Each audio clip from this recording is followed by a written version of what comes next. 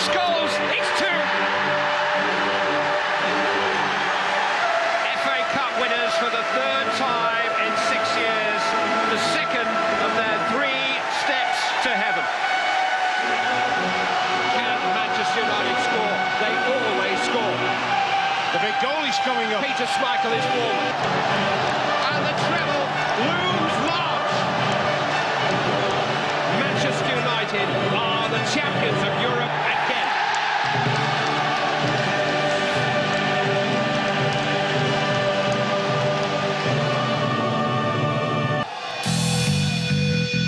What a big goal.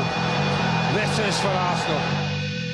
Maybe the agony of last season provided the spur for this. It was Arsenal who did the double and left the Reds empty-handed. As the Londoners celebrated, Alex Ferguson began the rebuilding process once more. Establishment figures relocated, players who've been the cornerstone for so long. It's called the passage of time. Big money was spent on men of character. Jaap Stam, a rock at the back, the Quicksilver Jesper Blomqvist up front. But it couldn't be pre-season at Old Trafford without speculation of the most imaginative sort. In the aftermath of the World Cup, reputations came under severe scrutiny. Manchester United, what happened with them? Did you talk about a transfer to Manchester United? No, we didn't talk about that because, yeah, for me at that moment was only one club in England, and that was Arsenal. And they say football's all about judgment. There was only one club for Dwight York, at $12.5 million. Many thought he was overpriced. Now we know his smile was worth the transfer fee alone. The rest of the Premiership, and I suppose the rest of the players in the world who would love to join probably the biggest club in the world. And I'm no different to anyone else. And the fact that Manchester United have shown a great deal of encouragement in trying to sign me. There was only one place I wanted to play after that. And I'm glad that I'd have the opportunity to play for such a big club. We brought in 3 very good players this summer, you know, Jaap Stam, Blomqvist and now Dwight. We think that gives us a better all-round chance. And the bank account is £27 million. Yeah, 27 point something million pounds to, yeah. Sell your shares. More of that later on.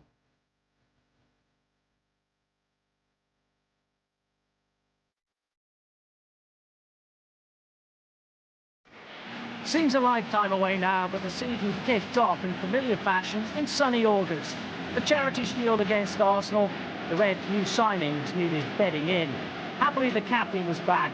Roy Keane returned after the cruciate ligament injury that kept him out for 10 months.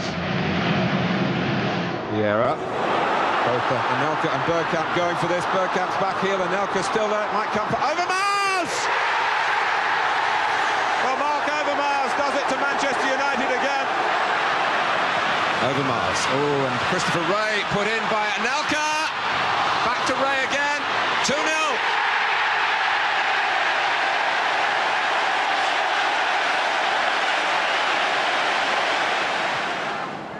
Up to Parlour, jogging on through the centre, and here's Anelka. Stam staying with him, but that's not enough, because Nicolas Anelka makes it 3-0 to Arsenal. It was to be the Gunners' only silverware of the season. Alex Ferguson was more concerned with Champions League pre-qualifying. A runners-up spot to Arsenal meant home and away ties with the Poles, LKS Łódź, before the Premiership season had even started. Scholes has found Giggs. He has a real chance here, and Manchester United have the lead after 15 minutes. Ryan Giggs has got the goal. The smile belongs to Alex Ferguson and his players, because that has taken a lot of the pressure off tonight. That's the breakthrough which should now set the tone for a good night for Manchester United. Irwin, Giggs, into Dennis Irwin, hung up towards Andy Cole, yes! Clear daylight for Manchester United. Andy Cole, the goal scorer, a little under 10 minutes remaining of the first leg, and Manchester United have a healthy lead to take to Poland. United haven't been out of the back 30 for the last couple of minutes. Good run by Izzet. Can he keep the ball in play? Gets around Neville. Remarkable run by him. Falls to Connie. Falls to Heskey. And it's there. Leicester City take the lead. Not the prettiest of goals, but boy, was it effective. Zagarakis to Izzet. Space opening up. Savage has space. It's maybe a little bit too wide for the shot, but he has support in the area. Heskey's one. Cotty's two. That's two. Tony Cotty's done it again.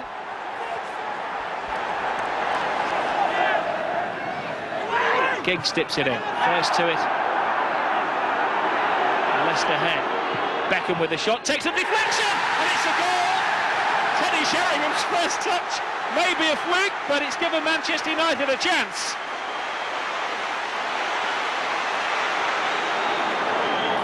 Takes 10 backward steps, tells the wall to stand right on the edge of the area. Has to be a Beckham special. Can he dip it? Drops it in. Yes, he has. Beckham's back. Love him or hate him, you can't keep a great footballer down.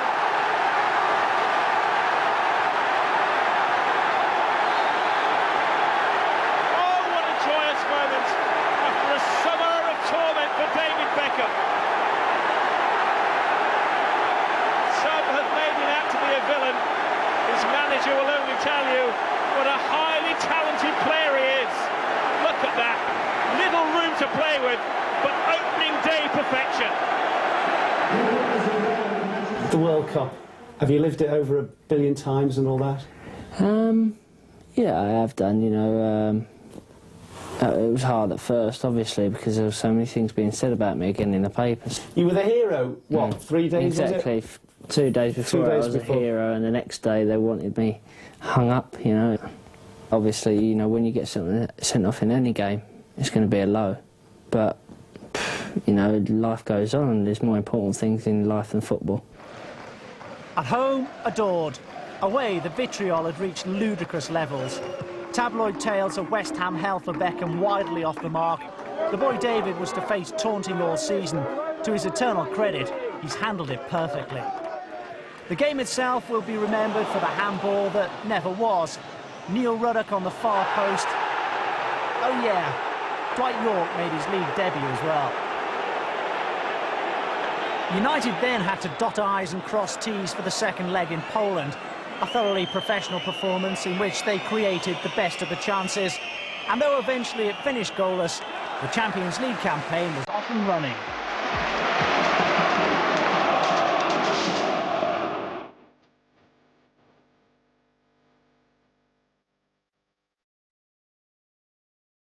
So many reasons, as they say, on and off the pitch, it's been an unbelievable season.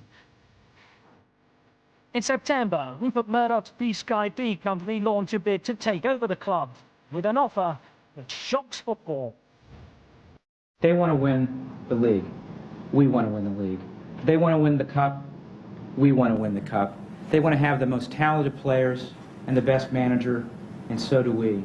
They want to compete at the highest level, and so do we.